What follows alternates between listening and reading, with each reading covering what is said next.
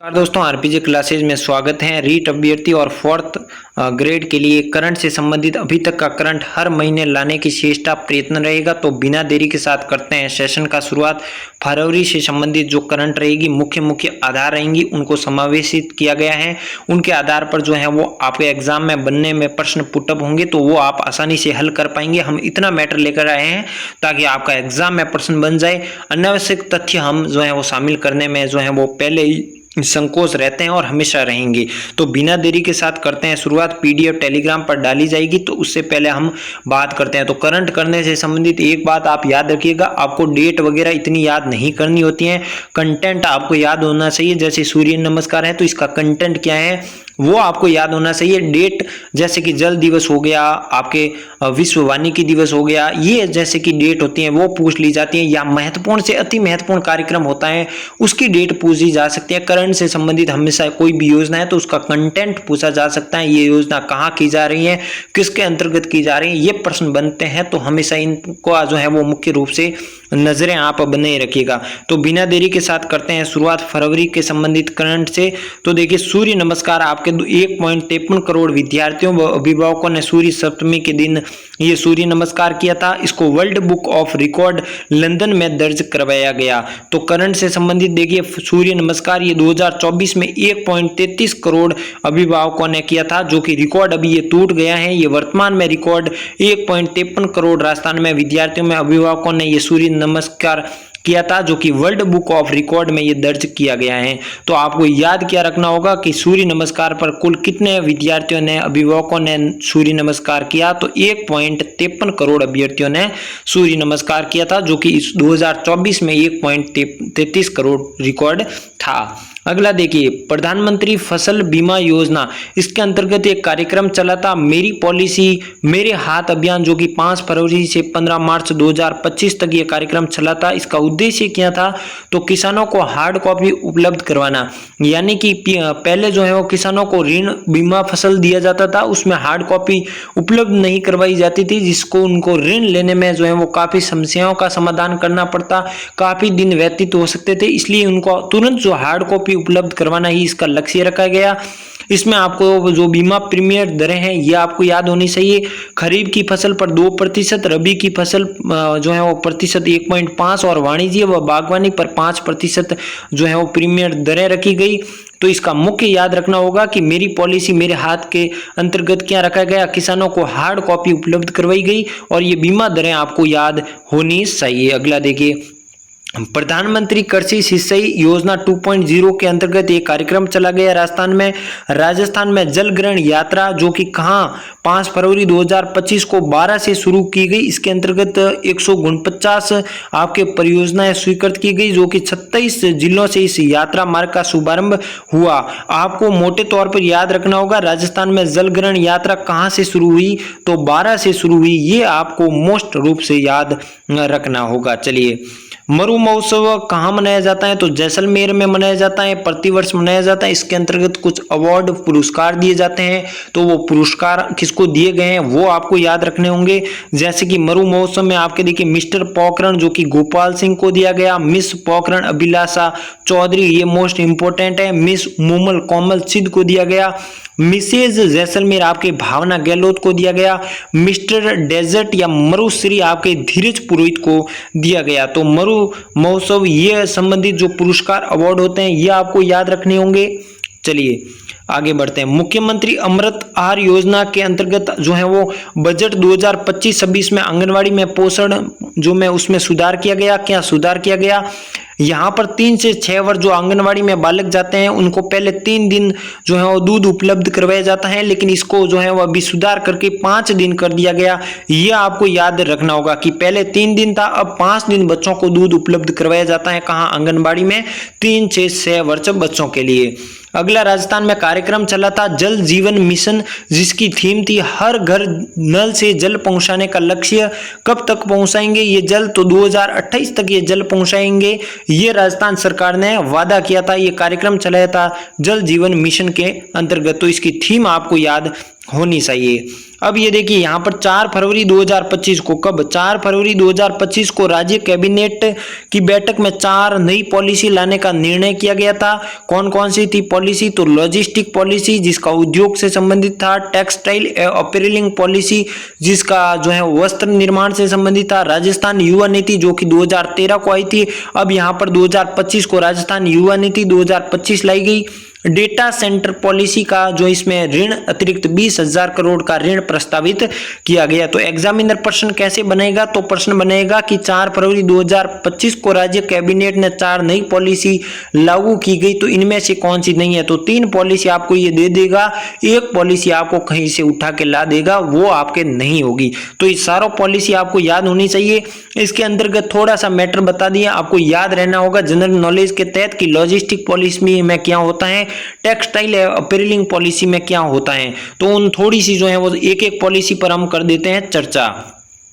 तो Rajasthan logistic policy 2025 को 5 फरवरी को इसको मंजूरी दी गई। इसका संबंध किससे है? तो इसका उद्देश्य है औद्योगिक विकास को प्रोत्साहन करना, कनेक्टिविटी और जो है लॉजिस्टिक लागत को कम करना, यानी जो उद्योग है उनको जो है आसानी से उद्यमिता लाने के लिए जो है राजस्थान सरकार बाहरी जो है वो व्यापारियों को प्रोत्साहित करते सके और यहाँ पर ज्यादा से ज्यादा राजस्थान में औद्योगिकी की स्थापना की जाए जिससे युवाओं को रोजगार मिले।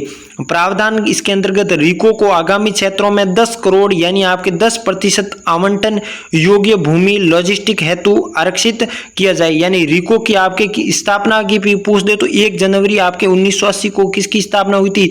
रिको की। ये मेले प्रदर्शनियां वगैरह उद्यमों को लगाना इसका कार्य रहता है। फिर देखिए अगला देखिए टेक्सटाइल एवं अपीयरिंग पॉलिसी। इसके अंतर्गत राज्य सरकार वस्त्र व परिधान के क्षेत्र में प्रदेश को ग्लोबल रूप में पहचान दिलाना, राजस्थान की संस्कृति को पहचान दिलाना। इसके अंतर्गत 10 वर्ष तक अधिकतम 80 करोड़ रुपए तक प्रतिवर्ष एसेंट क्रिएशन इंसेंटिव करना। तो टेक्सटाइल यानी वस्त्र निर्माण से संबंधित इसका है, आपको इतना याद रखना होगा। अगला देखिए राजस्थान युवा नीति जो कि 4 फरवरी 2025 को मंजूरी दी गई। नाम से ही पता चल रहा है युवाओं को शिक्षा, कौशल, स्वास्थ्य, रोजगार, उद्यमिता व अधिकारों तक पहुंचाना। युवा नीति 2013 के युवा नीति 2013 के स्थान पर ये 2025 की नीति जारी की गई है या लॉन्च की गई है। इसके अंतर्गत यानी राजस्थान रोजगार नीति, ये पूछ सकता है राजस्थान रोजगार नीति युवा नीति कब आई? तो 2025 को आई। ये किसके स्थान पर आई? तो 2013 के स्थान पर लाई गई। इसके अंतर्गत देखिए विवेकानंद रोजगार सहायता कोष के अंतर्गत 500 करोड़ रुपए का कोष रखा गया। युवा रोजगार नीति के अंतर्गत विश्वकर्मा युवा उद्यमी प्रोत्साहन का संस्थान कहाँ खोला जा रहा है? तो कोटा में ये खोला जा रहा है। ये मोटे तौर पर आपको याद रखिएगा। अगला देखिए डेटा सेंटर पॉलिसी जिसका राजस्थान में निजी क्षेत्र में डेटा सेंटर्स की स्थापना को प्रोत्साहित करना।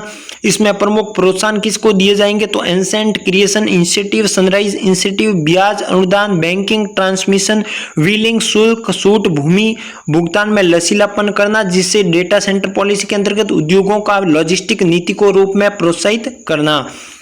इसके अंतर्गत संभावित 20,000 करोड़ का निवेश किया जाएगा अगले 5 वर्षों में। तो डेटा जो है वो सेंटर पॉलिसी में मुख्य रूप से इनको प्रोत्साहन दिए जाएंगे। तो आपको सारों जो है वो याद रखना होगा कि लॉजिस्टिक नीति का संबंध उद्योग से है, आपके अपीयरिंग नीति से संबंधित आपके वस्त्रों से, डेटा सेंटर पॉलिसी और फिर राजस्थान रोजगार युवा नीति 2025-2013 के स्थान पर आई। ये मुख्य रूप से आपको याद रखना होगा।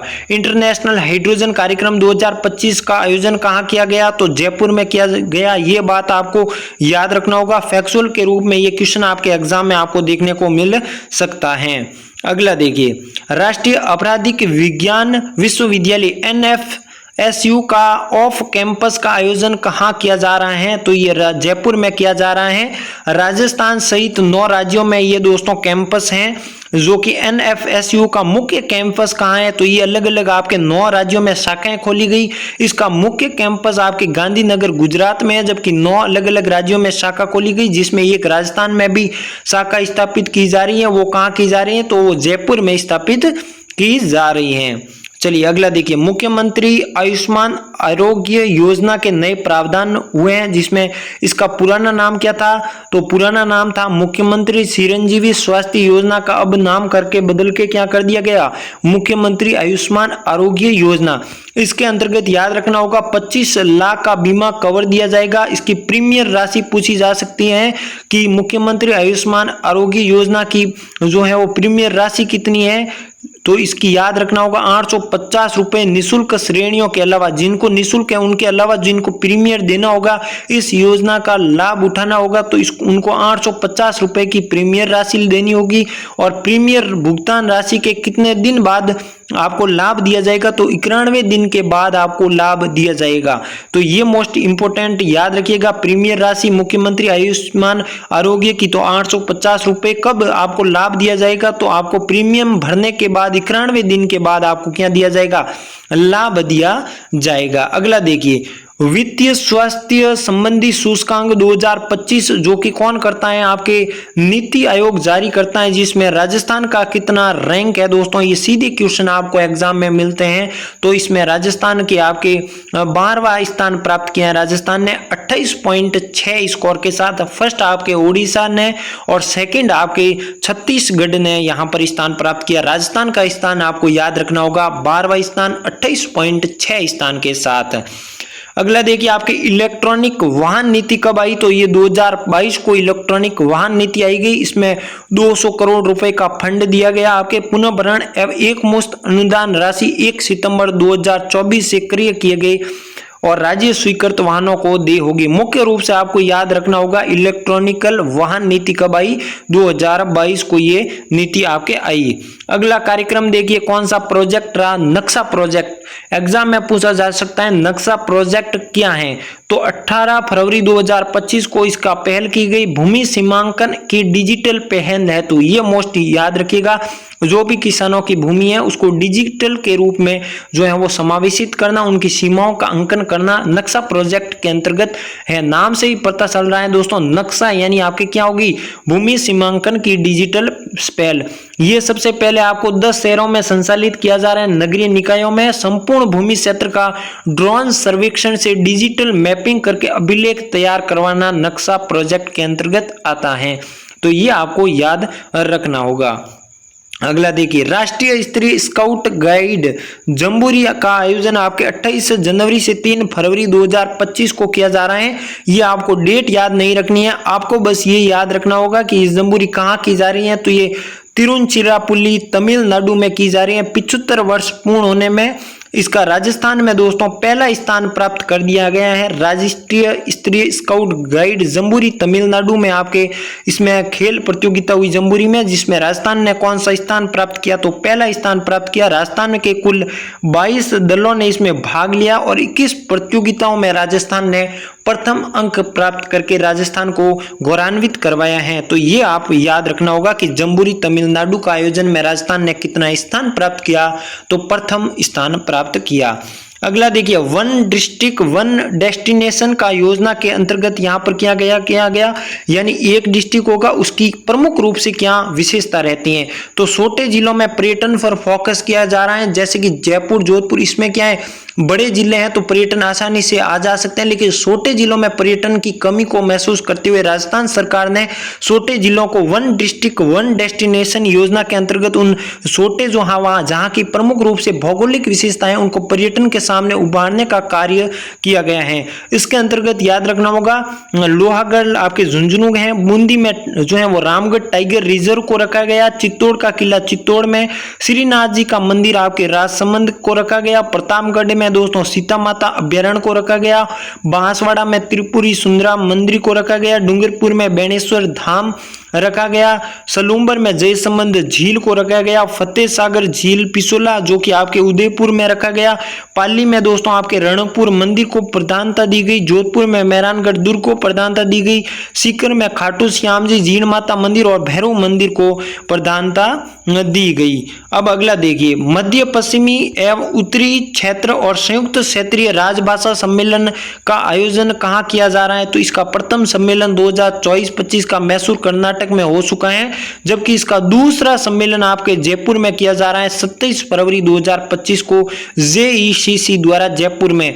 तो मध्य पश्चिमी या उत्तरी पश्चिमी संयुक्त क्षेत्रीय राजभाषा सम्मेलन का आयोजन कहाँ किया जा रहा है, तो जयपुर में किया जा रहा है। बस इतना याद आप रख लीजिए। अगला देखिए मोस्ट इंपोर्टेंट, कोमल कोठारी लाइफ टाइम अचीवमेंट पुरस्कार किन्हें दिया गया? कौन सा पुरस्कार? कोमल कोठारी लाइफ टाइम अचीवमेंट। ये पुरस्कार देता कौन है? तो ये पश्चिमी क्षेत्र सांस्कृतिक कार्यक्रम उदयपुर की ओर से ये दिया जाता है। तो ये साहित्यकारों व कलाकारों को दिया जाता है, जिसमें 2 कलाकारों या साहित्यकारों को दिया गया।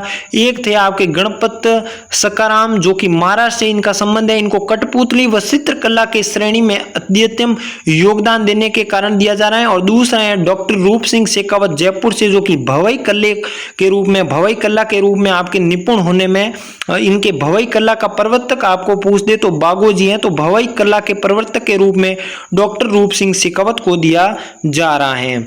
अगला देखिए आप अंतिम स्लाइड का अंतिम देखिए, अखिल भारतीय सम्मेलन वाटर विजन 2047 का आयोजन कहाँ किया जा रहा है? तो उदयपुर में किया जा रहा है 18 से 19 फरवरी 2025 को। दूसरा अखिल भारतीय वाटर विजन है, राज्य में जल मंत्रियों का ये सम्मेलन है। एक प्रकार से इसकी थीम याद रखिएगा, भारत 2047 एक जल सुरक्षित राष्ट्र के रूप में। तो अखिल भारतीय सम्मेलन वाटर विजन 2047 का आयोजन उदयपुर में किया जा रहा है और इसकी थीम याद रखिएगा, भारत 2047 तक एक जल सुरक्षित राष्ट्र। तो ये थे आपके फरवरी से संबंधित महत्वपूर्ण करंट से संबंधित। इसके बाद मार्च अप्रैल जो भी करंट के रहेंगे मैं आपके समक्ष इस चैनल के समक्ष लेकर आऊंगा। तो आप इस चैनल को सब्सक्राइब कीजिए। पीडीएफ चाहिए तो इस वीडियो के डिस्क्रिप्शन में लिंक है, टेलीग्राम ज्वाइन हो जाइए, वहीं से पीडीएफ मिल जाएगी और आप अपने हस्तलिखित नोट्स भी बना सकते हो। मिलते हैं अगले सेशन में। और कैसी लगी क्लास कमेंट बॉक्स में कमेंट कीजिएगा।